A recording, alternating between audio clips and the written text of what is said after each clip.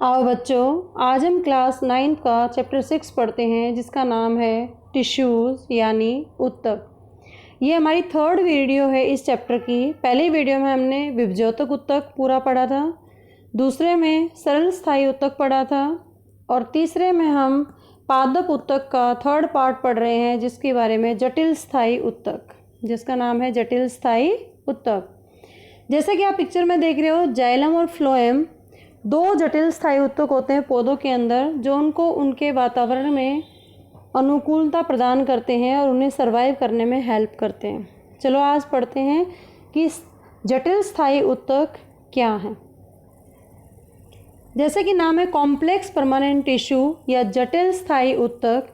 ये जटिल क्यों है? क्योंकि ये एक से ज़्यादा कोशिकाओं से मिलकर बने होते हैं और सभी कोशिकाएं एक इकाई की तरह काम करती हैं और एक कॉमन फंक्शन करते हुए किसी भी ऊतक को कार्य करने के लिए प्रेरित करती हैं।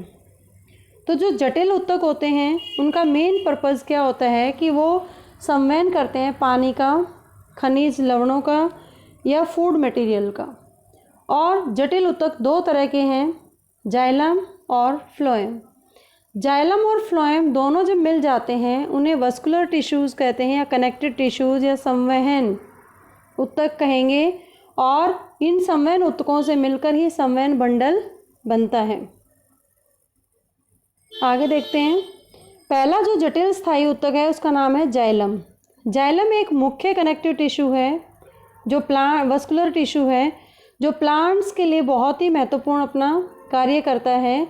जहाँ पर जाइलम का काम है किसी भी पौधे के अंदर पानी और मिनरल न्यूट्रिएंट्स का कंडक्शन करना। और ये अकेला नहीं करता जाइलम है वो 4 कोशिकाओं से मिलकर बना होता है, जिसमें पहली है वेसल्स या ट्रैकिया। वेसल या ट्रैकिया मीन्स वाहिका। इनका ये बहुत ही छोटी होती हैं और ट्रैकेड से चौड़ी होती हैं, छोटी और चौड़ी होती है ट्रैकेड से। और इन वाहिकाओं की जो कोशिका हैं वो एक दूसरे के ऊपर रखी हुई हैं और जो इनका एंड है वहाँ पर होल्स हैं, जो हम नेक्स्ट आगे पार्ट में पढ़ेंगे। और इससे ये बहुत लंबी लंबी ट्यूब और चैनल्स की तरह काम करती हैं, जिसमें जैसे पानी आ रहा है ब्लू कलर में दिख रहा है, तो वाटर और मिनरल से रूट से पौधे के डिफरेंट भाग तक पहुँचाने में हेल्प करती हैं। इसी तरीके से ट्रैकेड्स या वाहिनिका, ये इलोंगेटेड कोशिकाएं होती हैं। इलोंगेट मतलब लंबी हैं, स्ट्रेचेबल हैं, विद टेपरिंग एंड्स। टेपरिंग मतलब नैरो एंड होता है इनका, ओपन एंड नहीं इनका। जैसे वेसल्स का होता है, वाहिका का होता है, उनका ओपन एंड होता है और साथ में ऊपर की तरफ होल्स होते हैं। लेकिन ट्रैकियड्स में वेसल्स ये ऐसे होते हैं, open and like vessels, open and है, वेसल्स की तरह नहीं है। इसलिए इनमें वाटर है वो सेल टू सेल पास करता है और जहाँ पे पिट्स होते हैं और वो पिट टू पिट है वो वाटर या मिनरल्स को है वो ट्रांसपोर्ट करती है one part two another part. उसके बाद थर्ड पार्ट इसका जाइलम रेशे या फाइबर्स। ये डेड स्क्लेरेनकाइमा फाइबर्स होते हैं। जैसे स्क्लेरेनकाइमा का काम क्या था, डेड ऑर्गन्स होते हैं, ये डेड टिश्यूज़ होते हैं जो कि प्लांट्स को स्ट्रेंथ प्रोवाइड करते हैं, मैकेनिकल स्ट्रेंथ प्रोवाइड करते हैं। जैसे हमने नारियल का एग्जांपल लिया था, उसमें स्क्लेरेनकाइमा टिश्यू है और वो जितने भी नट्स हैं, मूंगफली का छिलका है, ये सारे जो जितने भी हार्डनेस आती है वो सब स्क्लेरेनकाइमा टिश्यू की वजह से होते हैं। और यही फाइबर्स यहाँ जाइलम के अंदर भी प्रेजेंट होते हैं जो उसको हार्डनेस या मैकेनिकल स्ट्रेंथ प्रोवाइड करती हैं। फोर्थ नंबर पे आता है जाइलम पैरेन्काइमा। पैरेन्काइमा एक लिविंग सेल है जो कि जाइलम के अंदर प्रेजेंट होती है और उसका काम क्या है, फूड स्टोर करना और पानी को कंडक्ट करने में हेल्प करती है। तो मेन फंक्शन जाइलम के क्या हैं? मेन फंक्शन है जो पानी या जितने भी खनिज हैं उनको रूट से डिफरेंट पार्ट ऑफ शूट तक पहुंचाना और साथ ही प्लांट की जो बॉडी है उसको मैकेनिकल स्ट्रेंथ प्रोवाइड करना। ये दो कार्य मोस्ट इम्पॉर्टेंट है जो जाइलम है प्लांट्स के लिए करती है। नेक्स्ट टिश्यू है जटिल स्थायी ऊतक है जिसका नाम है फ्लोएम। फ्लोएम भी एक मुख्य कनेक्टिव टिश्यू है, कंडक्टिव टिश्यू है वस्कुलर प्लांट्स में, जो कि फूड को ट्रांसलोकेट करता है। फूड जो फोटोसिंथेसिस होता है प्लांट्स के अंदर वो लीफ के अंदर होता है, क्योंकि वहाँ पे क्लोरोप्लास्ट है, क्लोरोफिल है, सनलाइट आती है, कार्बन डाइऑक्साइड मिल जाती है इन्वायरमेंट से, तो इस तरीके से शुगर है वहाँ स्टार्च बन जाता है। तो फ्लोएम भी 4 एलिमेंट्स के साथ काम करता है। सबसे पहला है सीव ट्यूब। सीव ट्यूब यानी चालनी नलिका।